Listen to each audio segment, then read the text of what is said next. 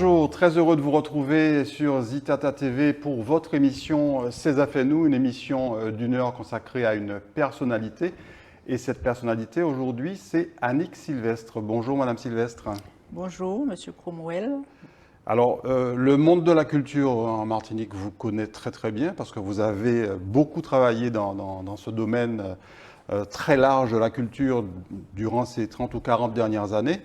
On va voir à travers cette émission que vous avez été extrêmement active dans différents domaines. Mais d'abord, comment allez-vous? Bien, c'est une belle chose, la retraite. Voilà. Vous êtes à la retraite depuis combien de temps? Depuis environ 7 ans, me semble-t-il. C'est une retraite, je suppose, très riche. On vous imagine mal ne faisant rien. Oui, je me demande comment ça peut se faire de ne rien faire. Non, c'est une retraite active et puis et riche aussi, oui, voilà. Deux choses que j'aime faire et que j'avais envie de faire et que je continue de faire, oui, voilà. Alors cette émission vous est consacrée, elle se déroule en 3 parties et la première partie s'appelle Kimounouye.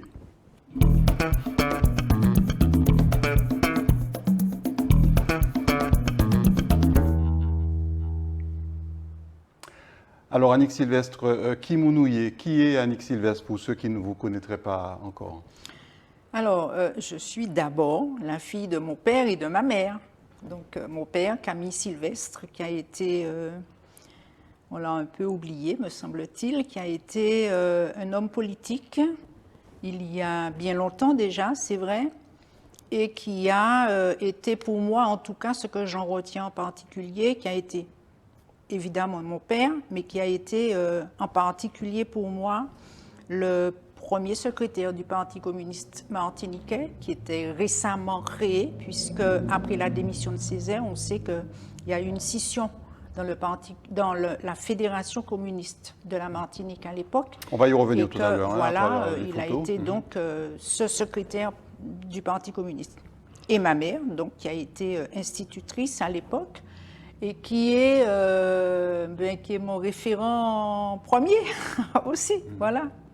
Vous avez encore, un de vos parents est encore en vie ou Non, ni l'un ni l'autre. Vous avez perdu vos 2 parents? Oui, ni l'un ni l'autre. On va y revenir dans un moment, puisque cette émission est basée sur des photos, qui sont souvent des photos souvenirs, mais des photos témoignages, et puis des photos également qui sont celles qui ont un peu rythmé votre parcours de vie. Et on va voir justement une première photo que je vais vous laisser commenter.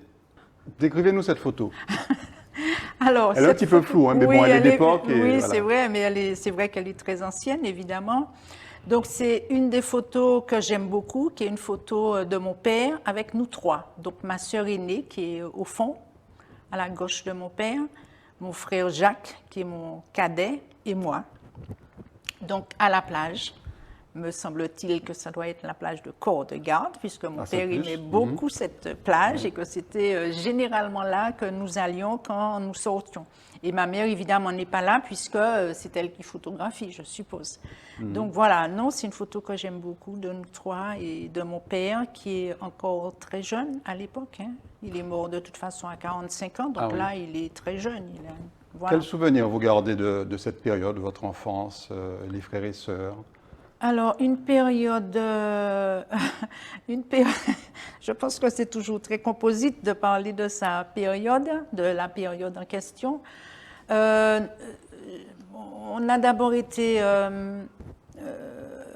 d'abord vécu au François, au Lamentin, c'est mes premières années, c'est au Lamentin.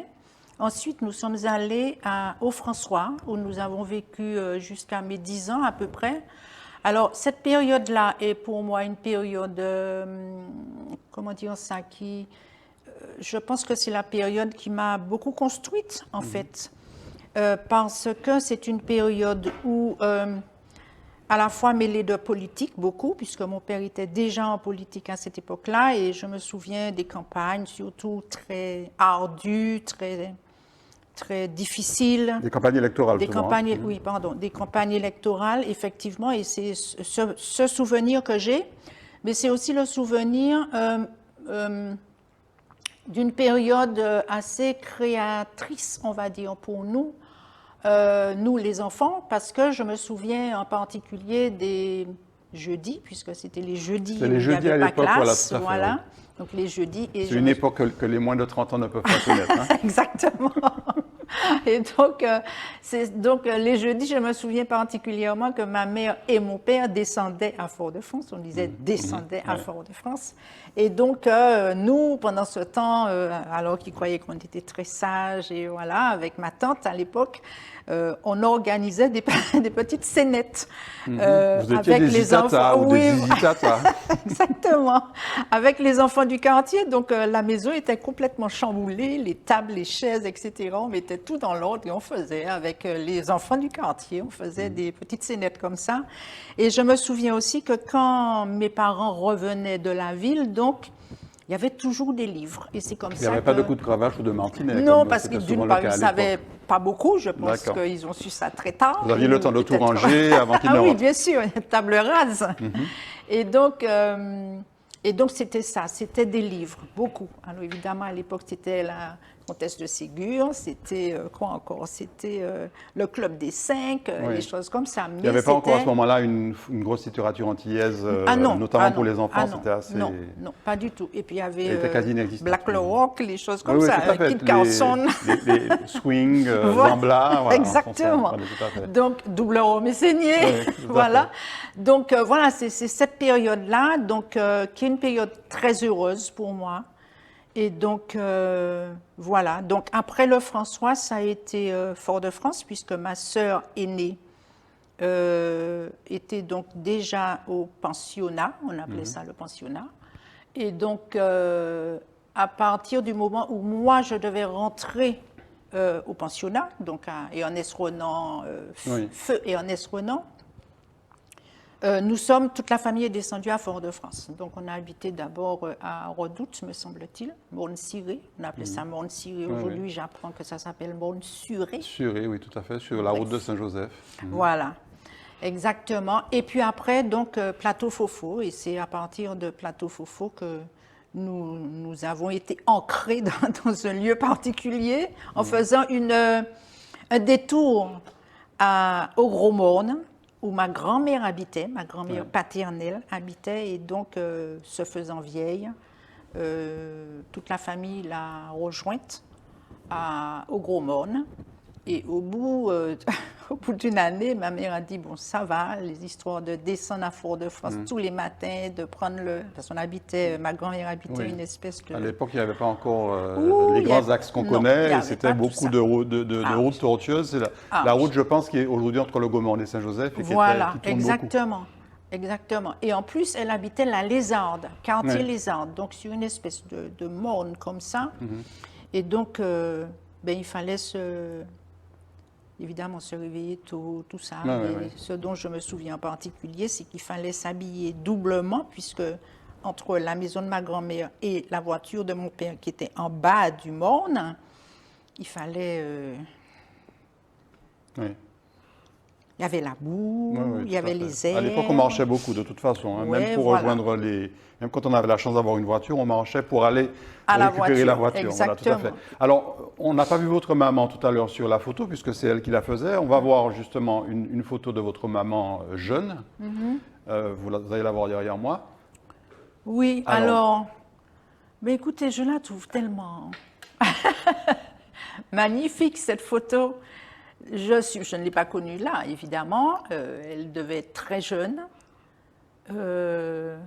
avec ce très beau visage. Enfin, non, je peux pas, je peux rien dire, j'ai rien à dire. Je la trouve magnifique. On sent c'est tout. l'admiration et même l'émotion, en fait. Oui, voilà, exactement. Et puis cette chevelure qu'elle avait, un peu drue comme ça, touffue, solide, et qui montrait la solidité de la personne elle-même, en fait, malgré ce visage très gracieux et très doux.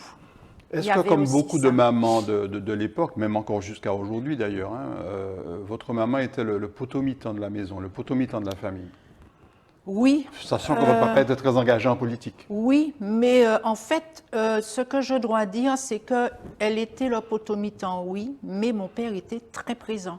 Alors que moi, jusqu'à mes 30 ans, 35 ans à peu près, j'avais toujours considéré que mon père était beaucoup absent, justement vu ses pratiques,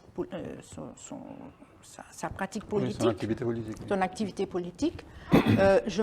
J'ai toujours regretté jusqu'à une certaine période qu'il ait été absent. Et puis finalement, je me dis, mais il était tout le temps là. Il était tout le temps là, exigeant, par exemple, que le soir, à 7 heures, tout le monde soit là, à table, qu'on mange ensemble, qu'on discute, qu'on... Voilà. C'était la discipline familiale de cette époque. Ah oui, voilà. Et votre maman, donc, travaillait Ma maman, oui, elle travaillait puisqu'elle était institutrice. Et donc, elle aussi absente, mais enfin absente comme nous, on était absents pendant la journée. Oui. Mais oui, aussi très présente, mais très... discrètement présente, on va dire. Ouais, voilà. Quel souvenir vous gardez de vos relations avec elle? On dit souvent que les filles sont plus proches de leur père, affectivement parlant. J'ai un souvenir en tête qui est vraiment celui que je garde profondément. Je me souviens qu'après la mort de mon père, nous étions en deuil, évidemment. Voilà. Mon père est mort en décembre et il y avait le carnaval. C'est décembre de quelle année? De 62. Et il y avait le carnaval en février de l'année d'après. Oui. Et moi, je partais en principe faire mes études juste après. Ma mère m'a fait une très jolie robe noire, décolletée, avec une grande dentelle par derrière. Et elle m'a dit, c'est la dernière fois peut-être que tu fais le carnaval, tu aimes danser, vas-y. Ça, c'est... J'ai trouvé ça, jusqu'à présent, malgré la douleur qui était encore... Oui. Alors évidemment, le quartier regardait un peu pour savoir c'est quoi cette dame qui autorise ce genre de choses. Mais bon, voilà, c'est un de ces souvenirs que je garde, mais qui est aussi très ferme. Elle était aussi très ferme. Et je donne un autre exemple, et puis je vais le clôturer parce que ça m'émeut beaucoup. Quand mon père est mort, elle a ramené mon père dans sa voiture de l'hôpital, assis derrière sa voiture. Et quand elle est arrivée chez nous, évidemment, tout le monde a éclaté en sanglots. Et elle m'a regardé, elle m'a dit, « Pas ni pleurer là, ni trop pas épouffer. » Voilà, c'est ma maman. Alors vous avez beaucoup parlé de votre papa depuis le début. On va voir cette photo qui est une couverture de livre, en fait un livre que vous avez écrit sur votre père. Et ce livre, donc, vous l'avez appelé « Contre l'oubli ». Camille Sylvestre, « Contre l'oubli », vous disiez tout à l'heure qu'il avait été un petit peu oublié par rapport à son engagement politique et à son implication au sein du Parti communiste martiniquais. Pourquoi ? Alors, parce que je le constate tout simplement aujourd'hui. Bon, je suppose que si je pose la question à peut-être pas quelqu'un de mon âge, mais à quelqu'un de plus jeune, je pense qu'il ne saurait pas. Bon, ça c'est une première chose. Une deuxième chose est que je me dis qu'il y a toute une série de personnages, de personnalités qui ont fait la Martinique, qui ont fait ce que nous sommes aujourd'hui, ont été oubliés, sont oubliés. Et donc, comment je vais expliquer ça? Je vais le dire tel que je le pense. Après la démission de Césaire, je crois que les Martiniquais, le peuple martiniquais, a tellement mis sur un plateau, a tellement mis en avant Césaire. Après sa démission du Parti communiste, c'est cette fameuse lettre à Maurice Thorez. Voilà, exactement. Et donc, je pense que tous ces colistiers, en tout cas ceux qui étaient au Parti communiste et qui avaient suivi la même voie que lui jusqu'à cette époque, à mon avis, ont été mis de côté. Alors, volontairement ou non, mais c'est ce que je constate. Donc, il y a des personnalités, évidemment, mon père est mort très jeune, donc ça a aussi aidé à l'oubli.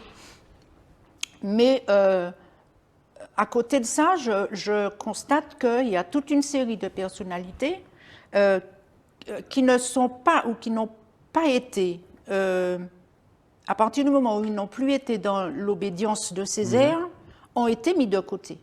Donc voilà. Il fallait faire place nette pour le Parti progressiste martiniquais. Oui, exactement, exactement. Et donc, Et je me dis que c'est dommage dans la mesure où ces personnes-là ont été à l'origine de grandes batailles, de grandes luttes, de grandes revendications populaires et qui ont donné ce que nous avons été et que nous sommes encore aujourd'hui. Donc pour moi, c'est un oubli qu'il faut rectifier et qu'il n'y a pas de raison. Bon, personnellement, je me sentais, comment dire, un peu obligée, Oui. pas seulement parce que j'étais la fille, mais parce que je me dis aussi tout simplement que toutes ces personnes-là doivent être connues des Martiniquais. Donc pour moi, c'était rendre un hommage qui était nécessaire à cet homme-là. Et comme évidemment je l'avais plus connu que d'autres personnes, voilà, pour moi, c'est quelque chose de naturel qu'il fallait que je fasse et qui m'apaise moi-même, je veux dire, qui me conforte et qui m'ancre dans mes racines aussi, voilà.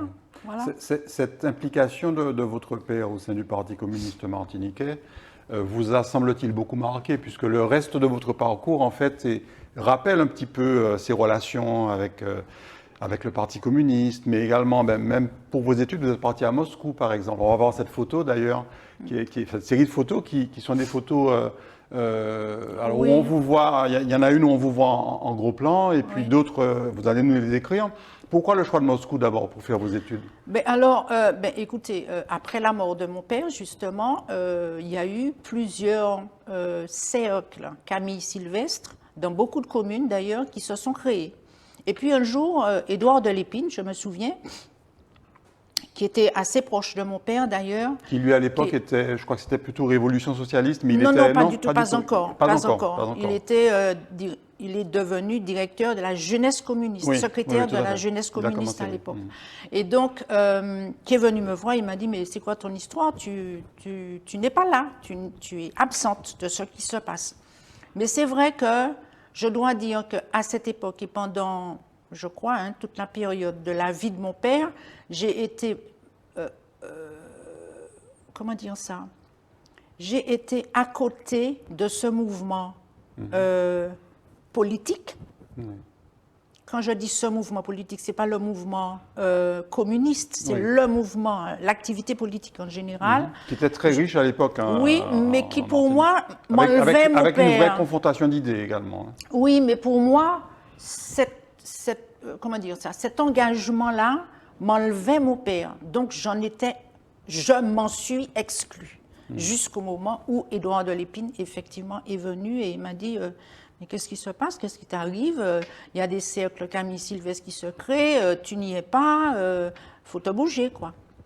Et puis, c'est venu comme ça, au fur et à mesure, et je me suis inscrite au cercle Camille Sylvestre de Fort-de-France. Voilà, c'est à la rue Émile Zola, me semble-t-il, à l'époque. Au Théâtre Saint-Ville? Oui, au Théâtre Saint-Ville.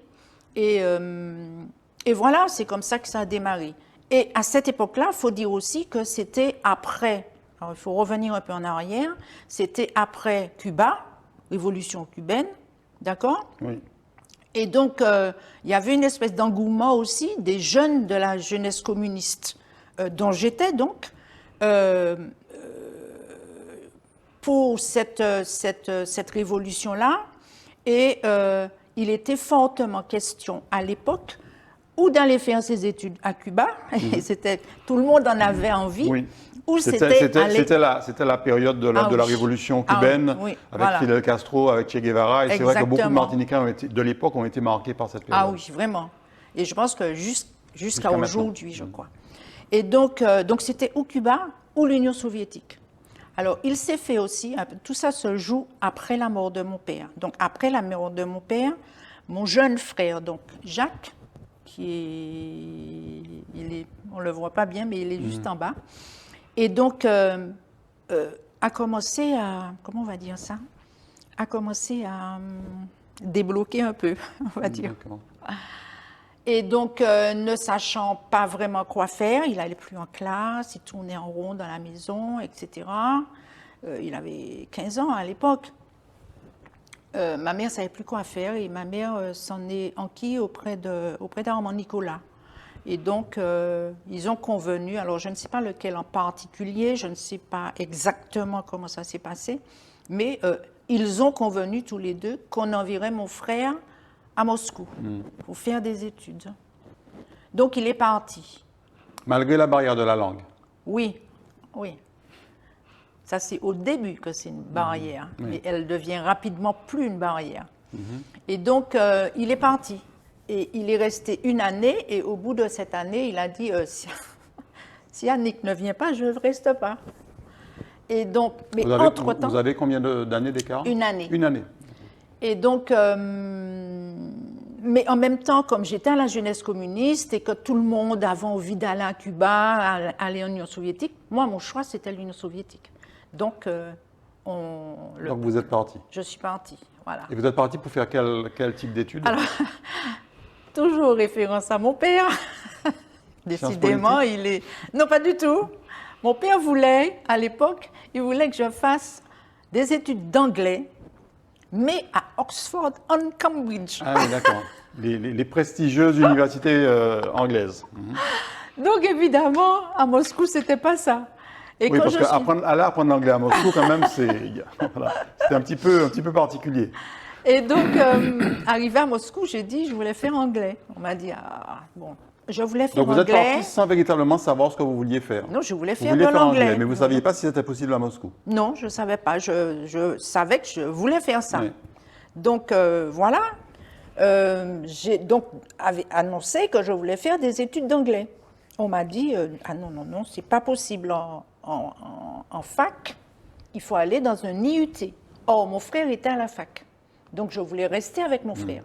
Donc, résultat des courses, j'ai vite déchanté sur l'anglais. Vous avez fait quoi alors finalement? Alors, je me suis inscrite en philologie de russe.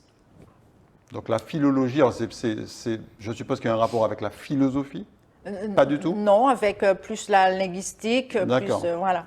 Et donc, je me suis inscrite en philologie de russe et 3 mois après, je me suis dit, qu'est-ce qui t'arrive? Tu vas revenir en Martinique et puis qu'est-ce que tu vas faire avec philologie, philologie de russe? Et donc, j'ai demandé à changer. Et je me suis inscrite, alors je me suis un peu référée à Édouard de Lépine, qui m'a dit, mais pourquoi tu ne ferais pas des études d'histoire? Donc, je me suis inscrite en études d'histoire. Vous êtes resté combien de temps à Moscou? 5 ans. 5 ans à Moscou, quand même. 5 ans. Vous avez vite appris le russe? Ben, on est obligé.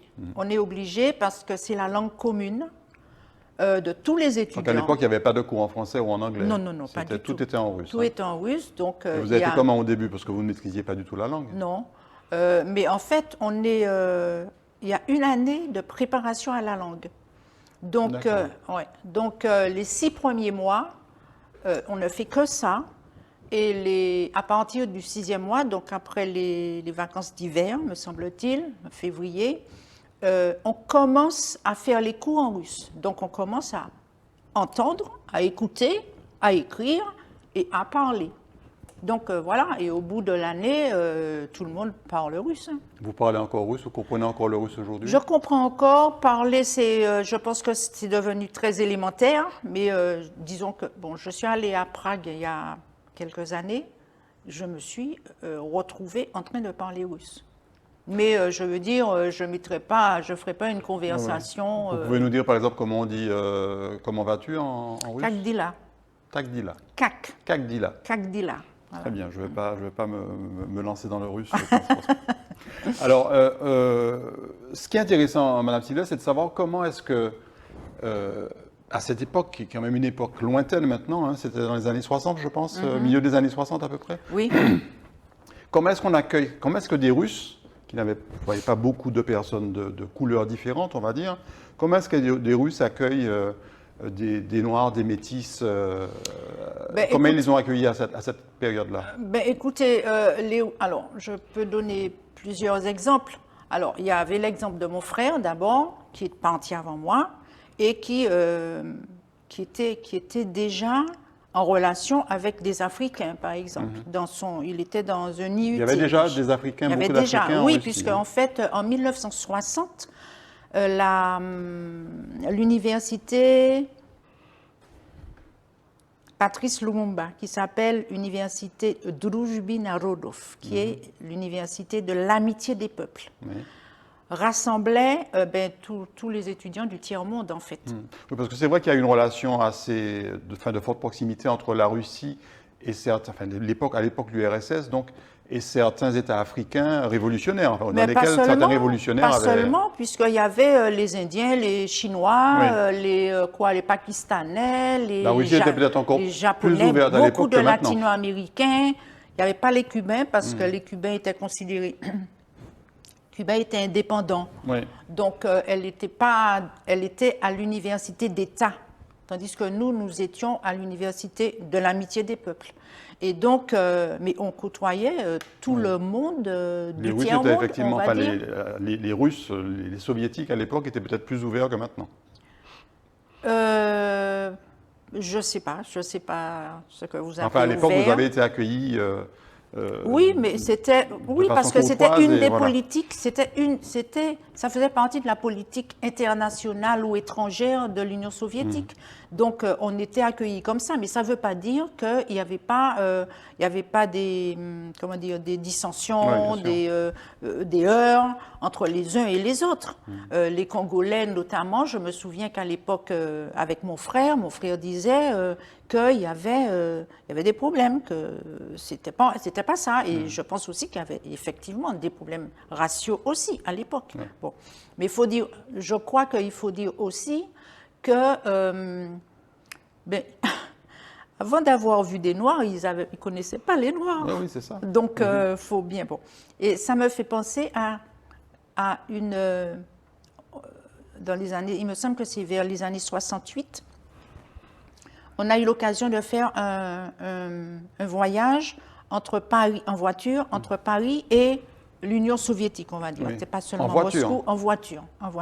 J'avais pris une voiture et c'était la maman de mon ex-mari, donc, et la fratrie.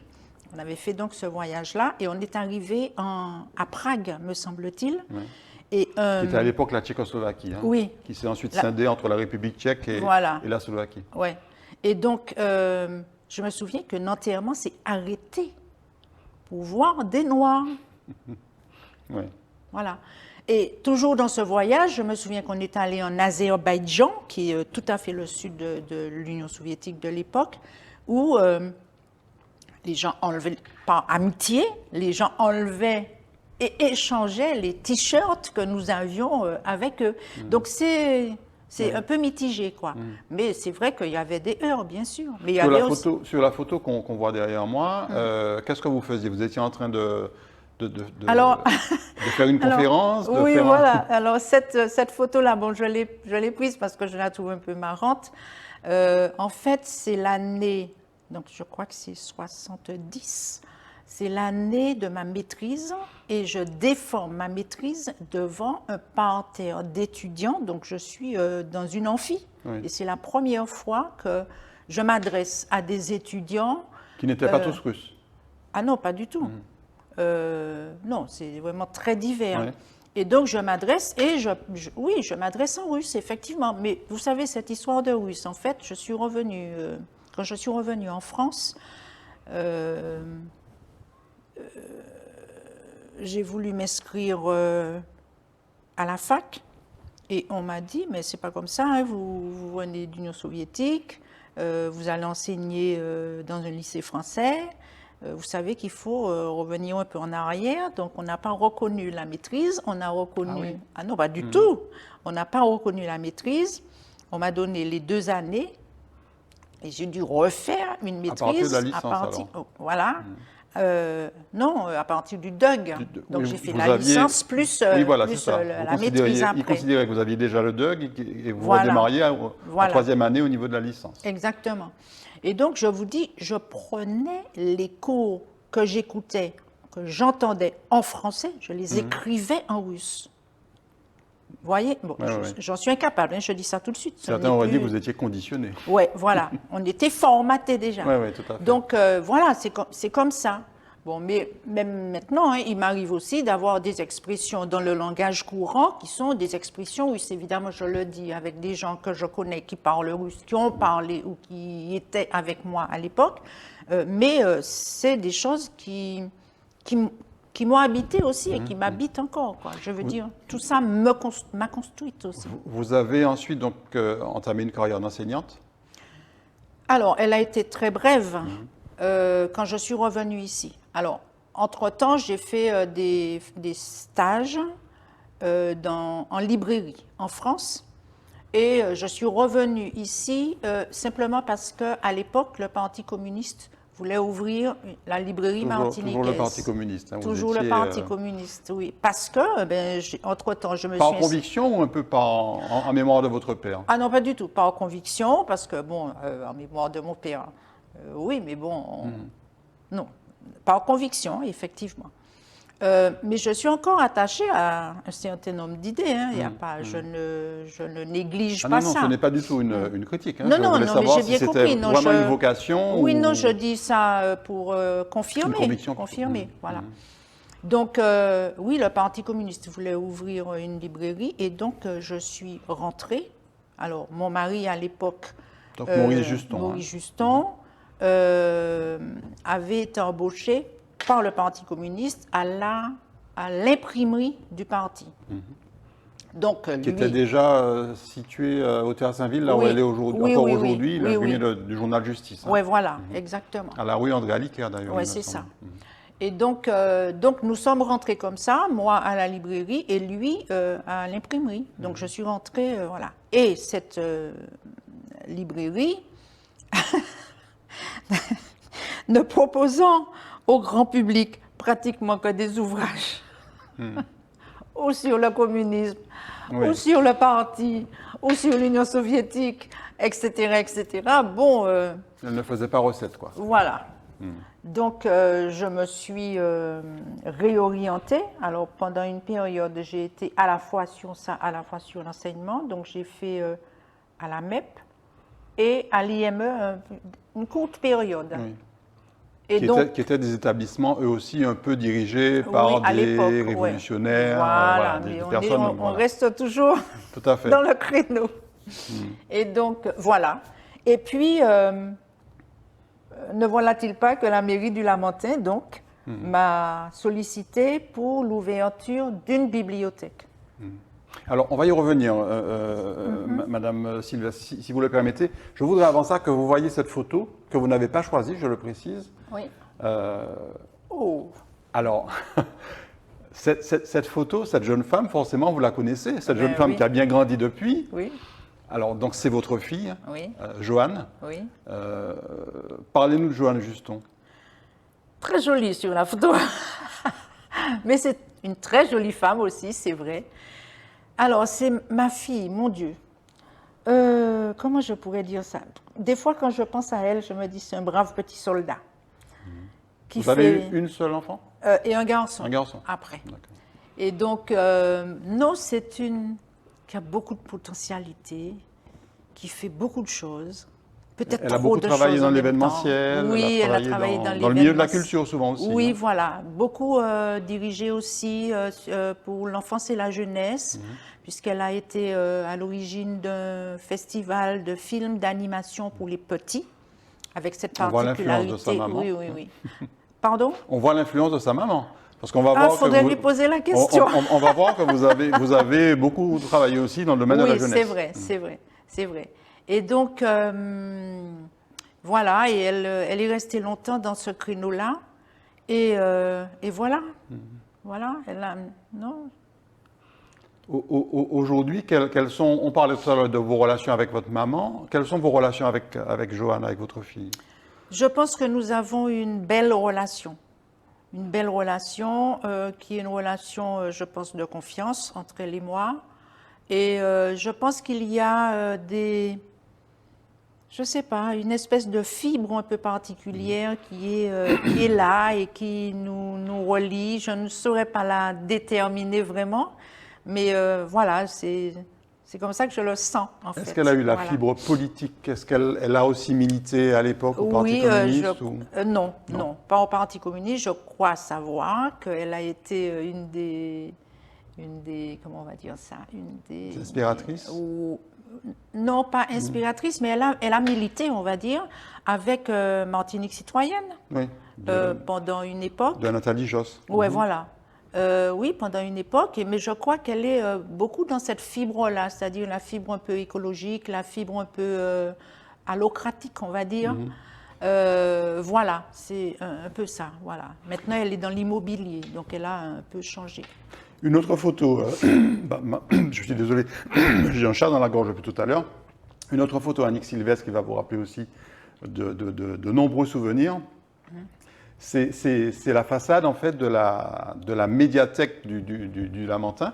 Donc vous avez commencé par la bibliothèque du Lamentin Oui, et vous êtes ensuite devenue directrice de la médiathèque la première médiathèque de la Martinique à l'époque. oui, voilà. Donc dont on voit la façade ici. C'était en quelle année?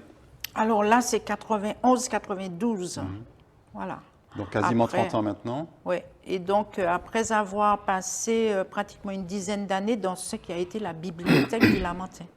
Et donc, oui, c'est une magnifique bibliothèque. Quel souvenir vous en gardez vous avez Écoutez, travaillé là-bas pendant plus de d'une 20 ans. vingtaine d'années, Oui, oui. une vingtaine d'années, oui. Ben, Vous écoutez, avez pris votre retraite alors que vous étiez encore directrice de la médiathèque? non, j'ai pris ma retraite quand j'étais directrice de la bibliothèque Schellcher. Ah oui. Puisque je suis partie en 2000 de la médiathèque du Lamentin pour aller à la bibliothèque Schellcher. Donc, je suis partie de là. À la médiathèque du Lamentin, oui, non, c'est beaucoup de très bons souvenirs, c'est vrai. D'une époque où... C'était à l'époque M. Samo qui vous avait Voilà, nommé à oui, la voilà. médiathèque. Ouais. C'est une époque où le politique pensait que la culture était quelque chose qui pouvait nourrir le peuple en général. Oui, parce qu'on précise que Pierre Samo, qui était déjà donc maire du Lamentin, avant de créer le parti Bâtir le pays Martinique, était membre du Parti communiste. Oui, voilà. C'est vraiment votre fil conducteur, hein, le Parti communiste. C'est vous qui me le faites remarquer, mais c'est vrai, mais je crois que ce n'est pas seulement le Parti communiste, je pense que c'est les idées, je pense que c'est ce fondement-là que j'ai, voilà, oui, je crois, oui. Et donc, voilà, donc je suis toujours dans mes rails, quoi, en fait.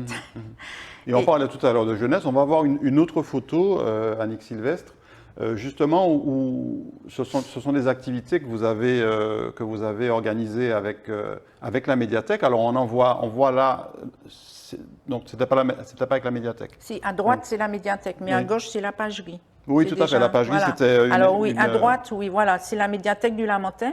Et là en particulier, alors moi ce que je retiens beaucoup de cette période-là, c'est comment dire ça, une politique particulière pour l'enfance, je reviens à ça, pour l'enfance qu'avait eu la municipalité du Lamentin, parce que c'est elle qui instruisait ces dossiers-là. Bon. Et donc, on a eu, dans le cadre du contrat de ville à l'époque, on a passé donc 5 années avec ce groupe de comédiens qui s'appelle Atelier du livre qui rêve. Moi, quand j'avais vu ça, j'avais trouvé ça sur l'Internet. J'ai trouvé Atelier... Destiné à un public d'enfants, de jeunes. De jeunes. C'est des comédiens pour jeunes publics. Théâtre jeune public. Donc, c'est vraiment de l'initiation à l'enfance, à la petite enfance et à l'adolescence, on va dire. Donc, on a travaillé 5 années d'affilée avec eux. Et au bout de ces 5 années, on est arrivé à faire travailler à la fois les collègues de la médiathèque, donc les collègues, d'ailleurs, on les voit là, qui sont en pleine animation. C'est eux, comment dire, sous la houlette de ces comédiens-là, qui ont mené des animations particulières quoi, pour le jeune public. Et vraiment, ça a été une très belle époque de cette année-là. Et l'autre photo, donc effectivement, qui se passe au domaine de la pagerie avec M. Lozéa, c'était une sortie sur le chocolat Non, c'était pas une sortie. En fait, bon, ça c'est pour... on fait comment on va dire ça, un bond un peu en avant. Ce sont des ateliers d'écriture que je mène à la pagerie depuis, je pense, 5 ans. Ah d'accord, donc c'est très récent. Oui, voilà. Et donc, mais on retrouve ce dénominateur commun de transmettre à la jeunesse oui, voilà. un certain Oui. nombre d'éléments autour de notre culture. Oui, parce que bon, moi je pense que c'est très important. D'abord, moi j'entends beaucoup parler de transmission, etc., depuis quelque temps d'ailleurs, où on se dit que les jeunes ne connaissent pas notre culture. Donc, et je suis surprise de voir que, en tout cas là, par exemple, peu de candidats parlent de politique pour la petite enfance ou l'enfance. Or, me semble-t-il, ce ne sont plus aux adultes qu'on va transmettre. Ils sont déjà en savoir, ce sont déjà des sachants, comme on le dit aujourd'hui. Ou alors ils ont déjà de très mauvaises habitudes. C'est vous qui le dites. Non, mais je m'inclus dedans. Hein, donc, mais je me dis que c'est dès l'enfance qu'il faut transmettre aux enfants. Et donc, pour moi, c'est le meilleur âge.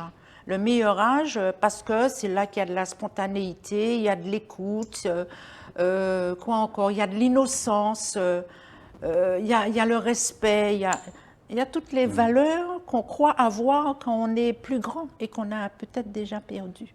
Alors, on va en reparler dans quelques minutes de ces éléments du patrimoine et de la mémoire à transmettre aux jeunes, mais on va passer à la deuxième partie de l'émission. On a été très long sur votre vie, votre parcours de vie. On va passer à la deuxième partie de l'émission, c'est la rubrique Matinique.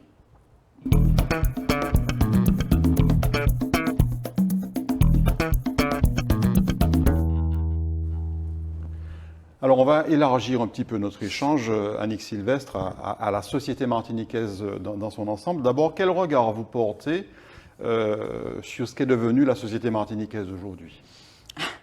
Alors, puisque je commence à avoir un âge, je peux revenir un peu en arrière. Et donc, je trouve que c'est pas compliqué, mais c'est complexe. On est une société complexe. J'ai entendu récemment une expression que je m'approprie, qui est je me sens à l'instant. Et depuis 2 jours, depuis les résultats, je me sens... Oui, parce qu'on précise que l'émission est enregistrée 2 jours après le premier tour des élections territoriales. Voilà, voilà. Je me sens orpheline de représentation. Voilà. Parce qu'en fait, je ne me représente pas vraiment dans aucune des propositions qui nous sont faites là aujourd'hui. Alors, si vous permettez, on va revenir sur cet aspect un petit peu plus politique, mais je parlais surtout de la société martiniquaise telle qu'elle a évolué au niveau social, au niveau sociologique, au niveau des relations entre les personnes, entre les Martiniquais eux-mêmes. Est-ce que le lien social, par exemple, vous avez beaucoup travaillé pour le lien social aujourd'hui, est-ce que vous retrouvez encore ce lien social entre Martiniquais à l'époque des téléphones portables, des réseaux sociaux, etc. Mais là aussi, je trouve que c'est compliqué. C'est compliqué et c'est complexe. J'ai l'impression... Comment dire ça? J'ai l'impression qu'on se cherche encore. Voilà, je crois que c'est ça. Ça fait longtemps qu'on oui, se cherche. Oui. Est-ce qu'on s'est trouvé un jour? Mais on ne s'est pas encore trouvé. On ne s'est pas encore trouvé, mais je me dis qu'on est peut-être, on était peut-être en train de se trouver dans une voie qui nous était propre. Voilà. C'est ce que je dirais. Quand je me souviens des déboulonnements de l'année dernière, de tout ce qui s'est passé, voilà, etc. Bon, je ne porte pas de critique la dessus. revendication identitaire, vous la ressentez encore aujourd'hui? Oui, on la ressent. Bon, c'est peut-être le fait d'un petit nombre, hein, mais je me dis qu'on est en train de creuser encore cette voie-là, parce qu'à mon avis, on l'avait un peu abandonné, depuis le moratoire d'ailleurs, on a abandonné ça. Et donc, vous parlez du moratoire sur l'autonomie d'Aimé Césaire. Voilà. Et donc, et ça a ressurgi, ça. Qui date de 1981, quand François Mitterrand est arrivé au pouvoir. Oui. Et donc, ça a ressurgi. Ça a ressurgi parce que je pense que un certain nombre de Martiniquais ne se retrouvent pas dans les propositions qui sont faites. Et moi, J'ai le sentiment aujourd'hui, brusquement, qu'on est... Alors, quand je dis que je suis orpheline de représentation, j'ai l'impression qu'on est brusquement redevenu un département. Un département comme la Lozère, comme l'Île-de-France, etc., sans identité propre. Département ou région. Voilà. Et donc cette revendication, je suis désolée, j'y reviens quand même, mais cette revendication spécifique de nous-mêmes, elle n'existe plus sur l'échiquier. Donc vous comprenez en fait ce mouvement qui a été un mouvement de revendication identitaire, un mouvement de rejet de ces personnalités dont on a pu considérer qu'elles étaient esclavagistes ou en tout cas qu'elles n'avaient pas leur place. Disons que je ne les admets pas, mais je les comprends. Ces fameux statuts qui ont été déboulonnés. Je ne les admets pas, mais je les comprends. C'est-à-dire qu'on a besoin d'identité, on a besoin d'ancrage, on a besoin de se reconnaître dans notre environnement. Donc, ce qui s'est passé autour de Victor Schellcher, par exemple, qui est un personnage controversé, qui pour certains a entretenu quelque part l'esclavage, pour d'autres a contribué à son abolition. En tout cas, c'est à ce titre-là qu'il est aujourd'hui honoré à travers des statuts et à travers, par exemple, la bibliothèque Schellcher que vous avez dirigée. Vous avez quel regard sur Victor Schellcher? J'ai un regard double, parce qu'il est à la fois ça et à la fois ça. Oui.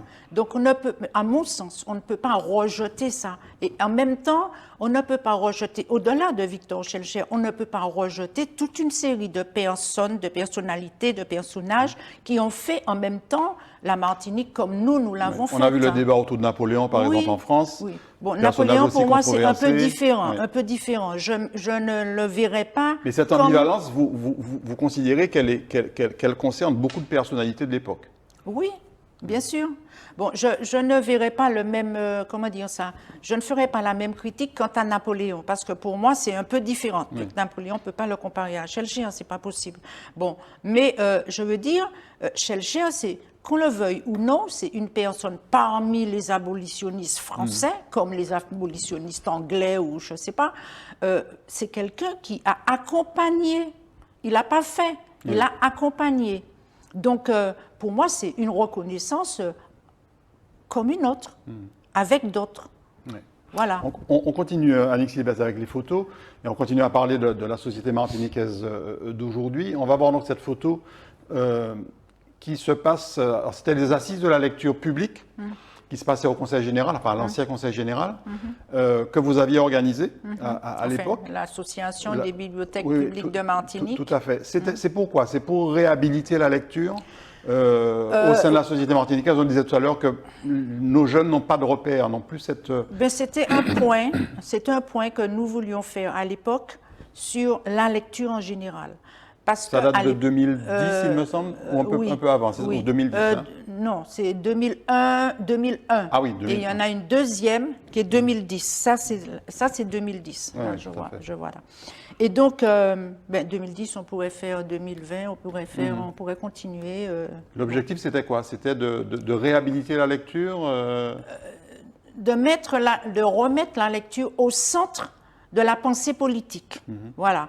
Le Conseil général, à l'époque, était l'organisme qui avait en charge la lecture publique. Bon. Et aussi, là, entre autres, la lutte contre l'illettrisme avec la préfecture. Bien sûr. Mais aujourd'hui, je dirais que je ne sais plus où elle est, la lecture. Bon. Mais c'est vrai que là, alors, il y avait... En fait, c'est quoi? Il y a une série de bibliothèques qui existent encore, qui sont là, qui font tourner le schmilblick, comme on va dire, qui sont des personnes très méritantes et qui donnent, comment dire ça, qui évidemment font partie de ceux qui mettent à la disposition du grand public la lecture, les livres et la lecture, mais on a le sentiment que ce n'est pas vraiment le... Comment dire ça?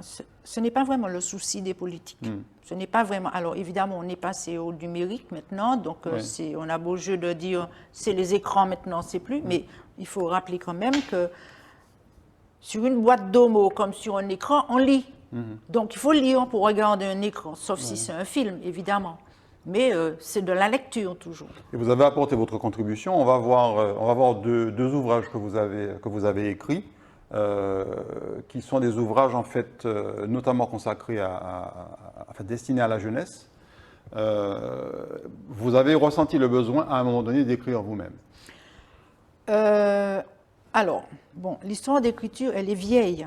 Bon, parce que j'écris, on va dire, des poèmes depuis mon adolescence, sans que j'en ai vraiment eu, comment dire ça, conscience. C'est-à-dire que je n'ai pas réalisé que c'était ce que je faisais. Je pense que bon, tout le monde écrit, voilà. Et puis, le Lamentin, en arrivant au Lamentin, je me suis évidemment penchée sur la lecture des jeunes et des enfants. Et je me suis rendu compte à cette époque-là, évidemment, que, ben, écoute, en matière de lecture, pour les jeunes antillais, par les Antillais, il n'y en avait pas beaucoup. Oui, on en parlait tout à l'heure, effectivement. Il n'y en avait pas beaucoup. Et est-ce que c'est ça qui m'a décidé? Je ne sais pas. Cela dit, je suis quelqu'un qui aime les contes. J'aime écouter les contes. J'aime raconter. J'ai raconté raconter. Quand je dis raconter, j'aime lire les contes à mes enfants. Je les ai accompagnés pendant leur adolescence, leur enfance avec les contes. Donc moi-même, j'aime les contes. Donc peut-être que l'un dans l'autre, ça a favorisé ça. Je ne sais pas, je ne peux pas dire. Alors, vous ressentiez déjà à l'époque et vous ressentez encore aujourd'hui ce manque d'incitation à la lecture dont souffrent nos jeunes et qui malheureusement ne leur ont pas permis, les jeunes d'aujourd'hui, de se cultiver comme d'autres ont pu le faire avant. Oui, parce qu'on a l'impression qu'on ne considère pas le livre comme porteur de culture, comme porteur d'éveil, d'ouverture, etc., etc.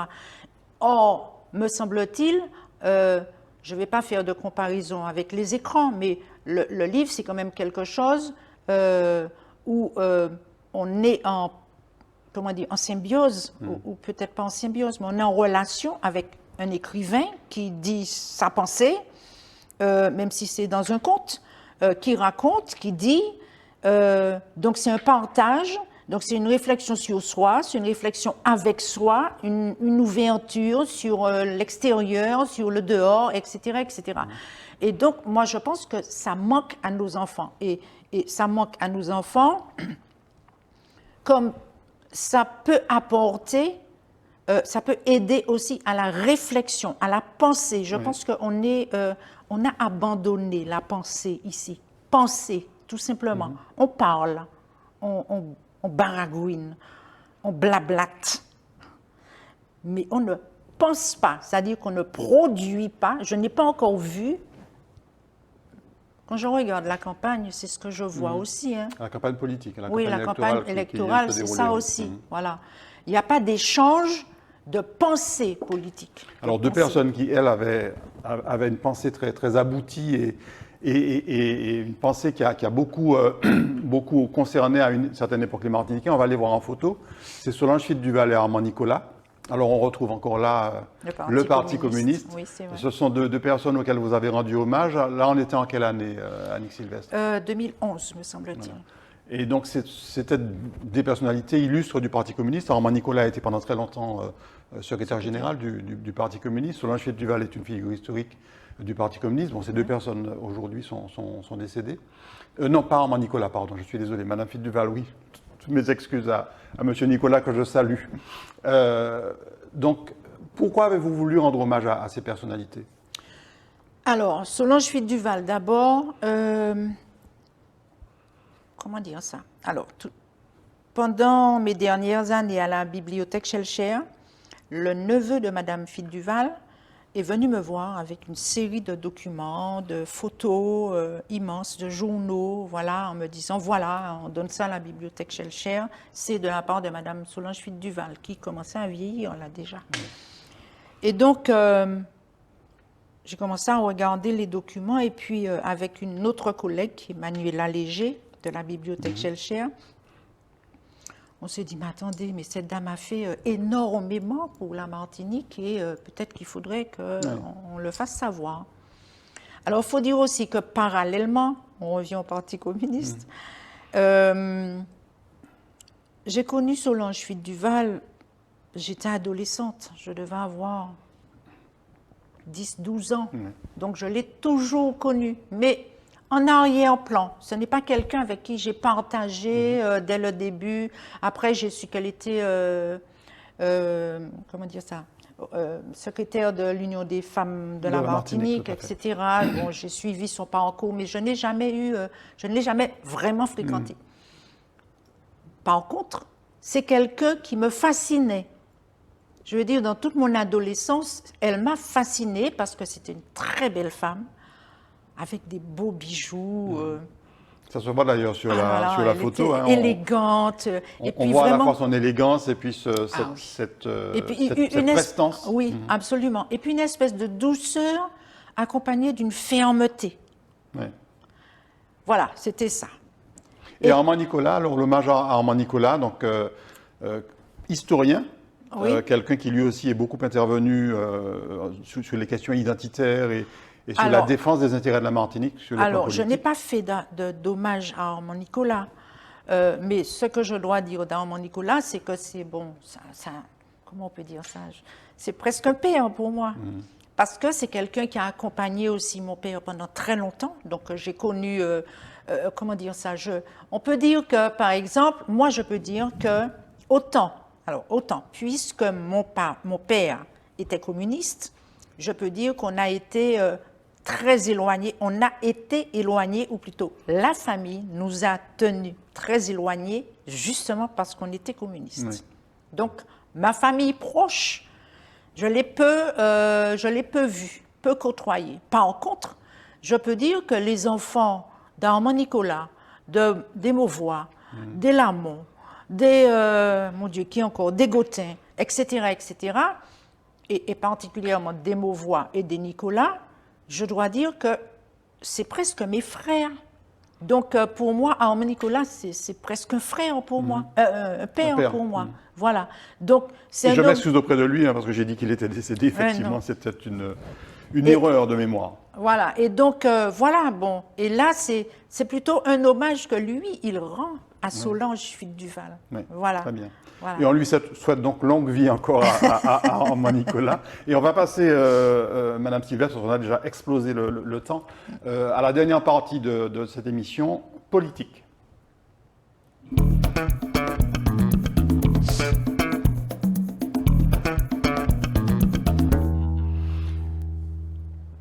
Alors je sais que vous avez beaucoup de choses à dire sur la politique sans forcément critiquer de façon ouverte des personnalités qui sont peut-être encore aujourd'hui d'ailleurs candidates à la succession d'Alfred Marie-Jeanne à la collectivité territoriale de Martinique.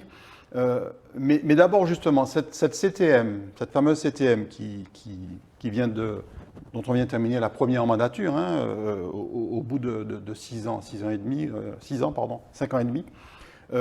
Est-ce qu'elle a apporté, selon vous, ce qu'on pouvait en attendre? On parlait tout à l'heure du fait que les Martiniquais se cherchent.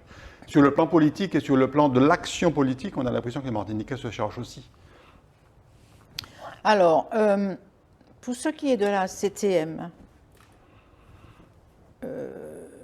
quand M. Marie-Jeanne est arrivé au pouvoir,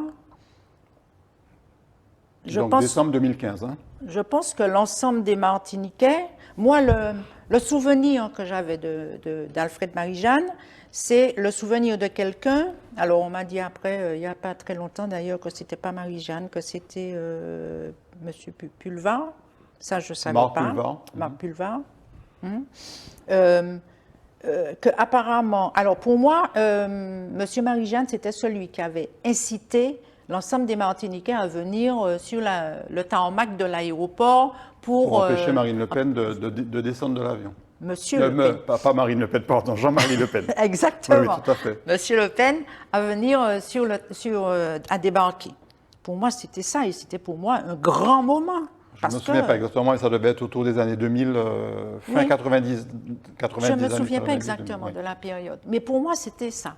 Bon, et puis évidemment, c'était le personnage qui était responsable du mime, etc., prônant l'indépendance, voilà. Donc pour moi, c'était ce personnage qui entrait à la CTM, qui avait le pouvoir décidément, à la CTM, et qui offrait une chose nouvelle en matière de politique pour les Martiniquais. J'avoue que sur ce plan-là, je suis déçue. Je ne dirais pas, comme beaucoup de gens disent aujourd'hui, qu'il n'a rien fait. Je ne dirais pas ça. Ce n'est pas mon propos et je ne pense pas non plus. Je pense qu'il y a beaucoup de choses qui se sont faites. Peut-être qu'ils ont eu pas suffisamment l'occasion de faire de la promotion de ce qu'ils faisaient en même temps et qu'effectivement les Martiniquais se sentent un peu béonnés et disent qu'il n'a pas fait grand-chose. On n'a pas exploité en réalité toutes les potentialités que la nouvelle collectivité pouvait nous apporter. Oui, voilà, exactement. Cela dit, en matière de nouvelles politiques économiques pour la Martinique, j'attends toujours. Alors, est-ce les dissensions qu'il y a eu entre ceux-ci et ceux-là qui ont pourri la situation et qui ont fait qu'on n'a pas pu faire ceci ou cela? J'en sais rien. Mais en tout cas, résultat des courses, je me rends compte que là, je suis orpheline de quelque chose. Mais voilà. En dehors de la politique elle-même, même si cette rubrique s'appelle politique, mais elle concerne notamment le rôle des élus, mais aussi le rôle des élites. Est-ce que la Martinique aujourd'hui a encore des élites? On va voir 3 photos que nous allons vous présenter en même temps, Madame Sylvestre. Ce sont d'illustres personnalités martiniquaises, d'illustres écrivains martiniquais. Aimé Césaire a été beaucoup plus qu'un écrivain, on le sait. Là, vous avez donc Patrick Chamoiseau, vous avez Raphaël Confiant.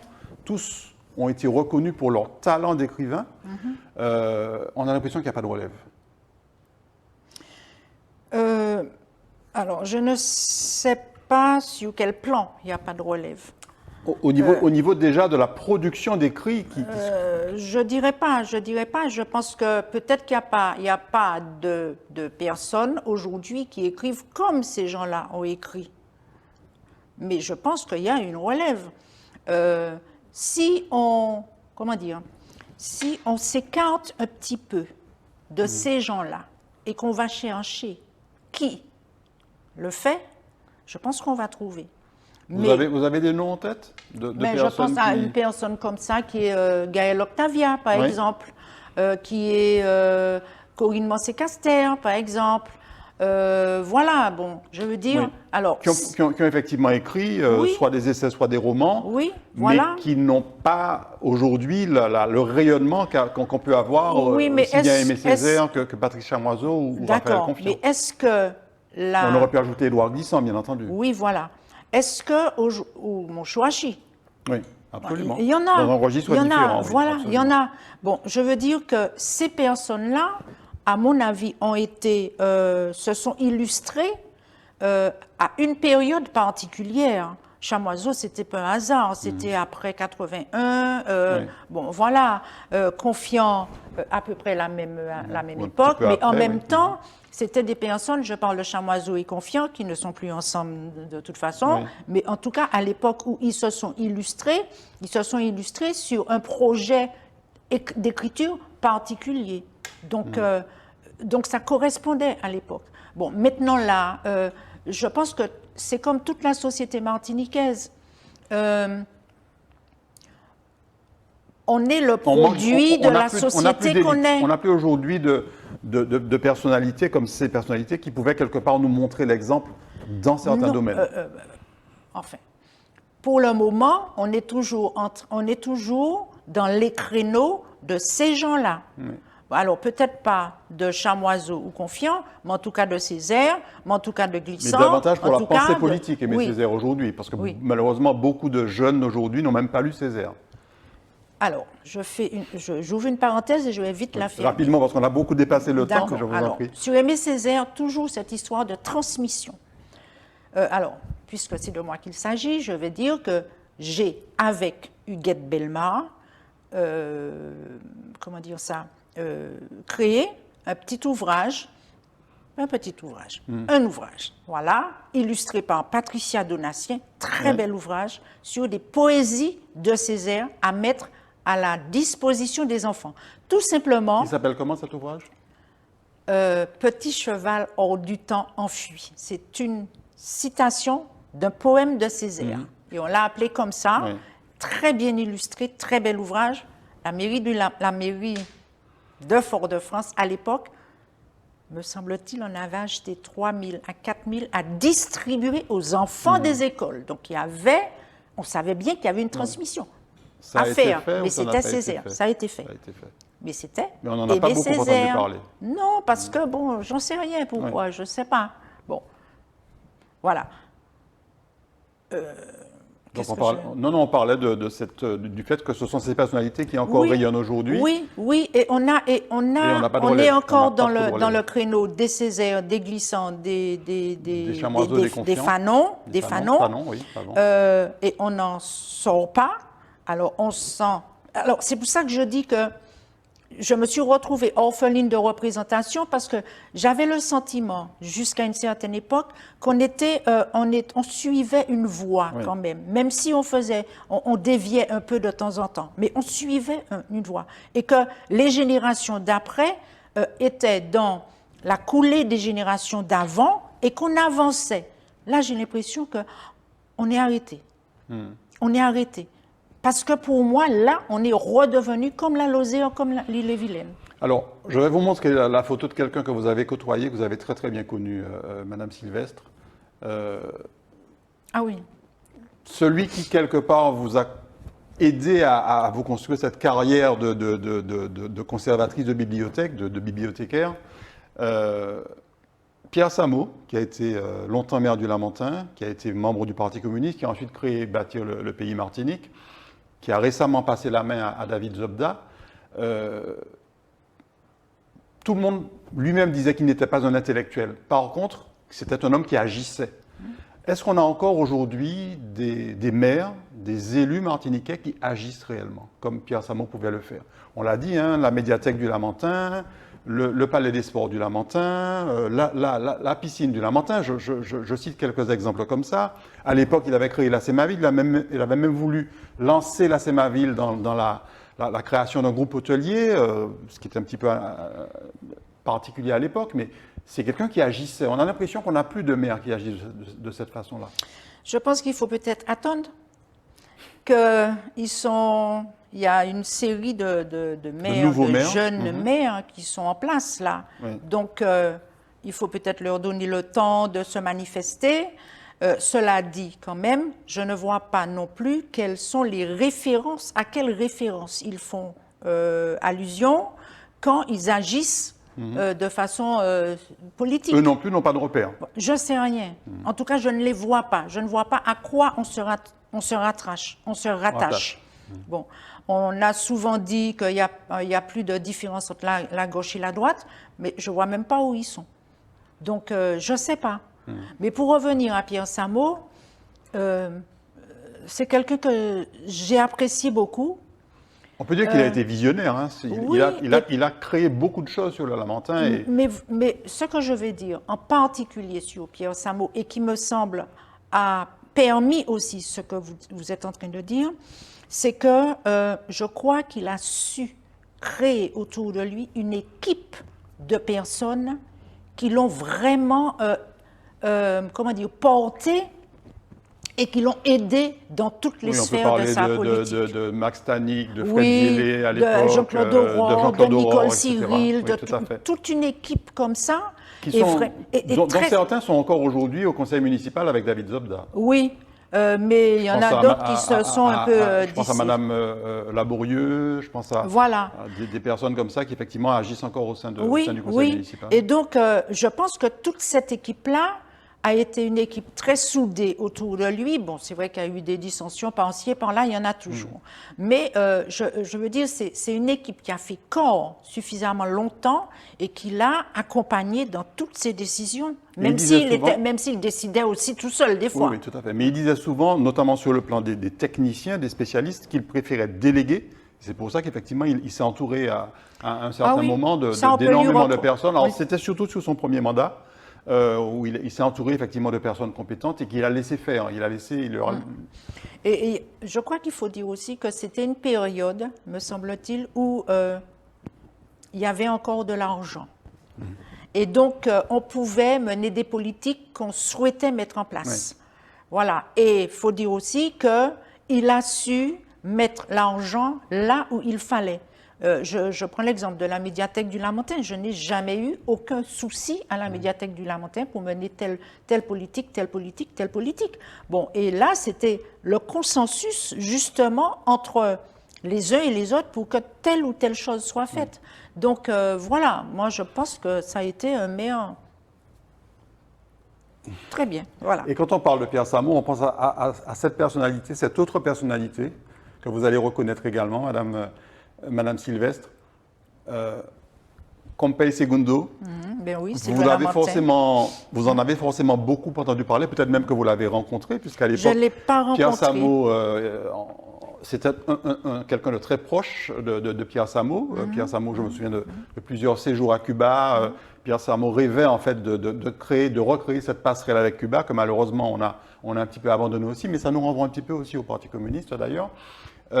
Pompey Segundo, alors je parle à des élites sur le plan politique, sur le plan peut-être aussi économique ou littéraire, mais sur le plan musical, quand on a une personnalité comme Pompey Segundo, qui certes aujourd'hui, voilà, il y a des plus jeunes à Cuba et dans la Caraïbe latine, mais chez nous, est-ce qu'on a encore aujourd'hui des Pompey Segundo? Pas les mêmes. On ne peut pas faire ces comparaisons-là. On a perdu Eugène Mona très tôt, oui, on a perdu Max Rancé, on a perdu... Oui, mais ça veut dire qu'on en a eu, ça veut dire qu'il y en a. Mais là aussi, je pense que les époques ne sont plus les mêmes. Et les attentes des publics qui eux-mêmes ont changé ne sont plus les mêmes non plus.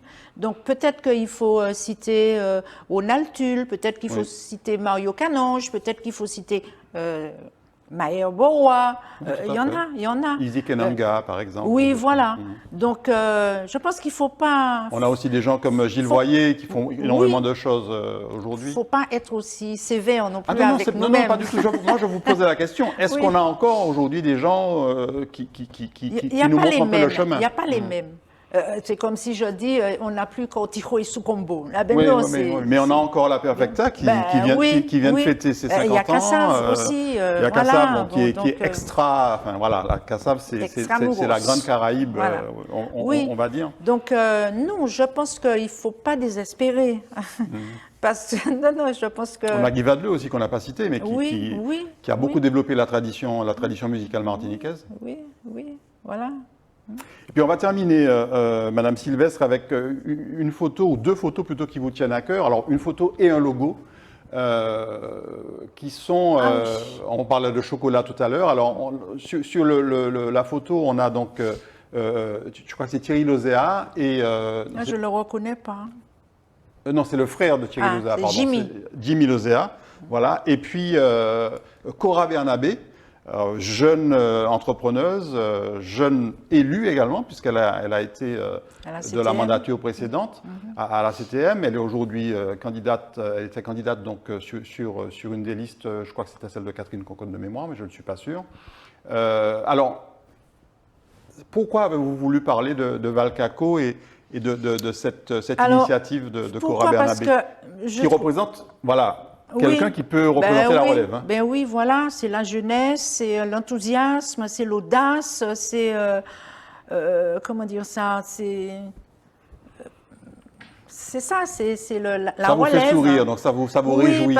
Parce que je la trouve, d'une part, je la trouve très jolie, évidemment, d'une part, mais d'autre part... Alors, elle fait très très jeune, mais je crois qu'elle a une trentaine d'années. Hein, c'est jeune encore. Oui, je veux dire, non, elle fait plus jeune que son âge, encore plus jeune que son âge. Oui. Bon, et puis, mais cette jeune femme avec sa touffe de cheveux qui s'offre comme ça aux gens.